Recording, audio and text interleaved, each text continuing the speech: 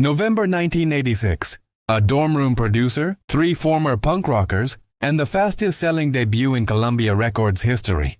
License to Ill hit shelves on November 15th, with a cover showing a passenger jet nosediving into a mountain. The plane's tail number read 3MTA3. Hold it to a mirror and it spells something Rick Rubin thought was hilarious. The Beastie Boys hated it. They were already on tour when they saw the final artwork. Too late to change it now. Inside those grooves, Led Zeppelin drums, Black Sabbath guitars, 3 Jewish kids from Manhattan rapping about beer, girls, and a lifestyle they were simultaneously mocking and embodying. No one could tell which. Within weeks, it would become the first rap album to hit #1 on the Billboard 200. Within months, it would spawn riots, lawsuits, and a creative divorce so bitter that the 3 friends would barely speak to each other. Within 2 years, the partnership that created it would be destroyed entirely. But in November 1986, none of that had happened yet. The album was just landing, and the clock was already ticking. 3 years earlier, Mike Diamond and Adam Yauch were running through New York's hardcore punk scene with a band nobody remembers. They played bills with Millions of Dead Cops and the Necros. They believed Stadium Rock was the enemy. They were skateboard kids who thought being cool meant not caring about being cool. Then came Rick Rubin, a Long Island kid at NYU, dragging a metal and rock obsession into hip-hop's birthplace. Rubin met the Beasties when they were still in high school. He started DJing for them. More importantly, he started hearing something they didn't hear in themselves yet. Hip-hop in 1985 wasn't a crossover phenomenon. Run DMC had cracked something open with Rockbox 2 years earlier, but the door was barely ajar. LL Cool J was building Def Jam's foundation with sparse, direct productions. The genre lived in specific neighborhoods, specific clubs, specific demographics. What Rubin heard was collision. Not fusion, collision. The Beasties weren't trying to be rappers. They were rappers who'd come up through punk, who understood that chaos and precision could coexist, who knew how to ride a beat like they rode a skateboard. Aggressive, chaotic, absolutely committed. Rubin and Russell Simmons, his business partner at the fledgling Def Jam Records, saw the commercial potential. 3 white kids rapping could open doors that hadn't opened yet. But that wasn't the whole story. The Beasties weren't a calculation. They were genuinely strange. Their 1983 single Cookie Puss was built around prank calls to a Carvel ice cream franchise. When British Airways sampled it without permission, the band threatened to sue and immediately collected $40,000. They had something. What it was, nobody could quite articulate yet. So Rubin signed them, got them on Madonna's Like a Virgin tour in 1985. For the first few dates, Rubin DJ'd. Then came the ear infection. Rubin's doctor told him flying could cause permanent hearing damage. He went home. The Beasties weren't entirely convinced the ear infection was real. They wondered if he'd just bailed on the Madonna tour. 2 decades later, in their first conversation with Rubin after years of silence, Ad Rock would ask him directly, "Did you really have an ear problem, or did you just not want to do it?" Rubin confirmed it was real. But the damage was done. A seed of doubt had been planted. While the Beasties continued touring, Rubin went to work. He'd been reading Hammer of the Gods, the Led Zeppelin biography. He saw a photo of their private jet. An idea sparked. The Beastie Boys weren't rock stars. Not yet. But what if they looked like they were? What if hip-hop borrowed more than just a guitar riff? What if it stole rock's entire mythology? The sessions for License to Ill stretched across 2 years. Rubin was building something ambitious. A self-contained universe where punk attitude, metal riffs, and hip-hop production techniques existed in the same sonic space. Run DMC handed the Beasties the blueprint. The loud drums. The shouted vocal delivery where one MC would finish another's line. Rubin had worked with Run DMC on Raising Hell, where Walk This Way with Aerosmith became the crossover moment that proved rap and rock could share the same stage. Now he wanted to go further. But there was friction from the start. Rubin recorded and mixed many of the tracks while the Beasties were on tour with Run DMC. When Mike D, Ad Rock, and Adam Yauch returned home, they discovered Rubin had finished entire sections without them. It was weird that he just went and did it, without us knowing, Mike D later recalled. Adam Yauch was the most technically inclined of the three. He understood recording. He cared about the process. Rubin's unilateral decisions felt like overreach. Take Fight for Your Right. The Beasties had recorded it as a punk band, mocking the hair metal party anthems of 1986. It was a joke aimed at Mötley Crüe and Poison, frat boys singing about frat boys. Rubin took the demo, stripped it down, cleaned it up, re-recorded parts. Ad Rock's guitar line vanished. Rubin played it himself. When the Beasties heard the final version, it was clean and full. Professional, radio ready. Completely different from what they'd intended. Ad Rock would later say, "That sort of thing happened a lot on that record. They were too busy living the high life to object. The album wasn't done yet, but the warning signs were there. Someone was making decisions for them. Someone was taking what was theirs. They weren't paying attention. Big mistake." The album Rubin was building sampled aggressively. Ryman and Steelin pulled drums from Led Zeppelin's When the Levee Breaks, guitar from Black Sabbath's Sweet Leaf, and elements from The Clash's cover of I Fought the Law. She's Crafty borrowed Led Zeppelin's The Ocean. This wasn't subtle tribute, it was theft as art form. The title itself acknowledged the contradiction. Then there was Paul Revere, with its backwards beat. Conflicting stories exist about its origin. Run from Run DMC claimed he created it by playing Tila Rock's It's Yours backwards and suggested the first 4 lines of lyrics. Ad Rock remembered Yauch, deep into Jimi Hendrix at the time, programming a Roland TR-808 drum machine and reversing it, mimicking what Hendrix's band had done with tape. The truth was probably somewhere between both stories, but the uncertainty revealed something. Authorship was already unclear. Who created what? Who owned the ideas? Run DMC had even written Slow and Low, which they'd originally recorded as a demo for Rubin. It never made their own albums. The Beasties took it. Kerry King from Slayer, another Rubin project, played lead guitar on No Sleep Till Brooklyn and Fight for Your Right. The crossover was complete. Metal guitarists on hip-hop tracks, punk kids rapping over Sabbath samples, a doo-wop melody from the Earls' Remember Then recontextualized as Girls. The album was a Frankenstein's monster of influences. Brilliant, chaotic, and structurally unstable. Rubin controlled the final mixes. He chose the cover art, the plane crash, the Eat Me tail number, the etched Matrix slogans. The Beasties learned about these decisions after they were made. They hated the cover. It was too late. Columbia Records had already rejected their original album title, Don't Be a Faggot, as homophobic, forcing Russell Simmons to pressure them into changing it. Ad Rock would apologize years later. Time has healed our stupidity. But at the time, the Beasties were caught between what they'd intended and what they'd become. They started as a joke about rap and rock excess. Somewhere along the way, the joke and the reality blurred. They were mocking frat culture while becoming its loudest soundtrack. They were satirizing rockstar cliches while living them. License to Ill was both a parody and a party, and nobody, including the Beasties themselves, could tell where one ended and the other began. The album dropped November 15, 1986. The Billboard 200 Top 10 was dominated by Boston, Bon Jovi, Huey Lewis and the News, Cyndi Lauper, Safe, Expected, Comfortable. Then License to Ill entered the chart. By March 7, 1987, it hit number 1. The first rap album to ever do it. 7 straight weeks at the top. 73 weeks total on the chart. Columbia's fastest-selling debut record. Platinum certification came February 2, 1987, less than 3 months after release. Fight for Your Right peaked at number 7 on the Hot 100. Brass Monkey reached number 48. MTV played the videos on loop. The Beasties were everywhere, but success came with a price tag they hadn't read carefully. The tour was chaos from the beginning. Go-go dancers in cages. Beer cans as stage props, giant inflatable phalluses.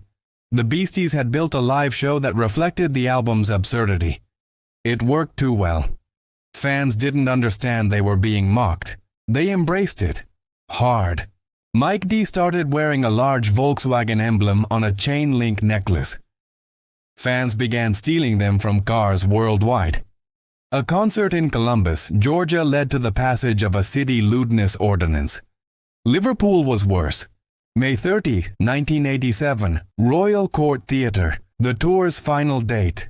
12 minutes into the set, the audience began throwing bottles and cans. The Beasties tried to keep performing, using props to deflect projectiles. Then it became clear this wasn't a crowd, it was a riot. They cancelled the show. Back at the hotel, Liverpool police were waiting. Ad Rock was arrested and charged with assault causing grievous bodily harm after a fan claimed she was hit by a beer can thrown from the stage. He spent the night in jail. His father flew in from the United States for the court appearance. The tabloids had a field day. Stories circulated, true or not, of the Beasties laughing at disabled kids at Heathrow Airport. The punk playbook from a decade earlier was back. Make the establishment hate you and the kids will love you more. Except this time, the Beasties weren't in control. The image had escaped them. They'd become the thing they were mocking. And the money they'd earned, millions of dollars from album sales, wasn't in their accounts. Def Jam had stopped paying them. The royalty freeze happened because of an uncleared sample. Hold It Now, Hit It, used material that hadn't been properly licensed. CBS Records, Columbia's parent company, halted all royalty payments to Def Jam until the matter was resolved. Def Jam owed the Beasties more than $2 million. They couldn't pay. Breach of contract. Russell Simmons tried to strong-arm them. According to Mike D, Simmons issued an ultimatum. Go back into the studio for a second album or don't get paid. His calculation was simple. The Beasties would cave for the money. They didn't. We were all immediately, fuck you, Mike D later said. Ad Rock spelled it out plainly. We made money from playing shows. Big shows, Madison Square Garden shows, but $0 for the multi-platinum smash hit License to Ill, the fucking record that a group of friends made together. And now, for whatever reason, one of the friends, the one who is half owner of the record label, decides that the other three should not receive their earnings for the sales of that record. It wasn't just money. It was betrayal. Rubin and Simmons had been friends, partners, collaborators. Now they were adversaries. Rubin's role in all this remains disputed. In 2020, the first conversation between the Beasties and Rubin in 2 decades, Ad Rock confronted him about an alleged comment regarding a movie deal. According to Ad Rock, Rubin suggested the Beasties would receive 10% of proceeds while he and Russell split 90%. This for real happened, Ad Rock said. Rubin claimed he didn't remember. I don't remember a time when I talked about business, he responded. It sounds out of character, but I can't imagine Adam just making that up. Memory is unreliable. Hurt is not. By late 1987, the three Beasties were barely speaking to each other. Yauch started another band. So did Mike D. Ad Rock went to Los Angeles to make a film called Lost Angels. License to Ill, the album that made history, that sold millions, that created an entirely new audience for hip-hop, had broken them. The lawsuits flew. The Beasties sued to leave Def Jam. Def Jam and CBS countersued, claiming the Beasties broke their contract by refusing to record a follow-up. In 1988, after relinquishing any claim to their License to Ill royalties, millions of dollars they'd earned but would never see, the Beasties were released from Def Jam. They signed with Capitol Records. Rubin went his own way, eventually forming Def American, later just American Recordings. The split was acrimonious. The rights to the album passed through multiple corporate hands, Columbia to Sony to Universal, making video and archival releases complicated for years. Until 2005's Solid Gold Hits compilation, none of the Def Jam era videos appeared on any Beastie Boys releases. The fallout extended beyond business. The Beasties looked at what License to Ill had become and recoiled. They'd recorded an album mocking excessive masculinity, casual misogyny, and rock star stupidity. Instead, they'd become its poster children. The frat boys they were parodying had embraced them. The punk kids who understood the joke felt abandoned. The hip-hop community that had initially welcomed them grew skeptical of three white kids profiting from a black art form, while their black peers struggled for mainstream acceptance. Girls, a track with a doo-wop melody listing women's names, felt increasingly indefensible. The original album title was indefensible from the start. Ad Rock's 1999 apology was direct. Time has healed our stupidity. They acknowledged the album's homophobic language and the damage it caused. Apologies in hip-hop are rare. Apologies that specific are rarer. But apologies don't rewrite the past. License to Ill existed. It had sold over 10 million copies. It had opened doors for rap-rock hybrids that would dominate the late 90s. It had proven a rap album could top the Billboard 200. It had introduced millions of suburban white kids to hip-hop production techniques, sampling culture, and the rhythmic possibilities of the genre. It had also ended a friendship, cost the Beasties millions in unpaid royalties, turned their satirical personas into tabloid caricatures, and left them exhausted, resentful, and uncertain they even wanted to continue. While the Beasties licked their wounds in 1988, Ad Rock met the Dust Brothers in Los Angeles. A different production aesthetic. Less metal, more psychedelic. Fewer obvious samples, more obscure crate digging.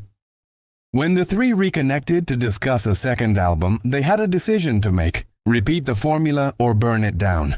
They chose fire. Paul's Boutique, released on Capitol in July 1989, was License to Ill's polar opposite. Dense, layered, unpredictable. It sold poorly compared to the debut. Critics didn't know what to make of it. Fans expecting Fight for Your Right Part 2 were baffled. Decades later, it would be called the Sgt. Pepper's of hip-hop. But in 1989, it felt like commercial suicide. The Beasties didn't care. They'd rather fail on their own terms than succeed on someone else's. Meanwhile, License to Ill's reputation grew stranger. It remained a gateway drug. The album that introduced countless teenagers to hip-hop. But its creators had moved on so completely that discussing it felt like excavating someone else's life. The album spent years in a weird limbo. Too influential to dismiss, too problematic to fully embrace. Critics who initially celebrated it as groundbreaking revisited their assessments. Rolling Stone ranked it number 217 on their 500 greatest albums list in 2003. Pitchfork put it at 41 on their top 100 albums of the 1980s in 2002, despite earlier reviews that were far less flattering. The Source included it in their 100 best rap albums in 1998. The accolades arrived long after the wounds had healed, or hadn't healed, just scabbed over enough to examine them publicly. The Beasties continued evolving. Check Your Head in 1992. Ill Communication in 1994. Hello Nasty in 1998. 4 albums that hit number 1. 20 million albums sold in the United States since Nielsen SoundScan began tracking in 1991. The biggest selling rap group of that era. But License to Ill remained the anomaly. The debut that launched them and nearly destroyed them. The joke that everyone took seriously. The party anthem written by kids who thought parties were stupid. Rap rock became a genre in the late 90s. Rage Against the Machine, Limp Bizkit, Linkin Park, bands that cited License to Ill as the blueprint. The Beasties rarely claimed credit. They'd stumbled into it accidentally, and the genre's later iterations felt more like heavy metal with rapping than what they'd created. But the influence was undeniable. Eminem paid direct tribute with Kamikaze's cover art, a near-identical plane crash referencing License to Ill's iconic Boeing 727 nosediving into a mountain. Hip-hop acts from diverse backgrounds acknowledged the album's role in expanding rap's commercial possibilities. The Beasties themselves were inducted into the Rock and Roll Hall of Fame in 2012. Chuck D and LL Cool J, peers from the Def Jam era, inducted them. Yauk was too sick to attend, admitted to the hospital the same day as the ceremony. Mike D and Ad Rock accepted, reading a letter Yauk had written. 3 weeks later, Adam Yauch died from cancer at 47. License to Ill re-entered the Billboard 200 at number 18. Album sales jumped 802% in the tracking week following his death. Collectively, the Beasties' catalog sold 55,000 copies, up 1,235% from the previous week. Digital downloads surged. Brass Monkey sold 15,000. Fight for Your Right moved 14,000. No Sleep Till Brooklyn, another 14,000. The numbers told a story of rediscovery. A generation revisiting an album they'd memorized as teenagers. Younger listeners encountering it for the first time, trying to understand what had died with Yauk. License to Ill achieved diamond certification in 2015. 10 million copies shipped in the United States. The only Def Jam release ever to reach that milestone. The only 1980s rap album on that list. It outlived its creator's intentions. Outlived the partnership that made it. Outlived the label conflict that destroyed relationships. Outlived one of its three voices. What remains is the music. Reckless, chaotic, impossibly confident. Three kids who thought they were making a joke, accidentally creating a Rosetta Stone for cross-genre collaboration. License to Ill exists in permanent contradiction. It's a parody that became the thing it mocked. A friendship destroyed by success. A joke that made millions of people laugh without understanding the punchline. The album proved rap could dominate mainstream charts. Proved white artists could exist in hip-hop without erasing its black roots. Though the Beasties' relationship with that dynamic remained complicated and imperfect.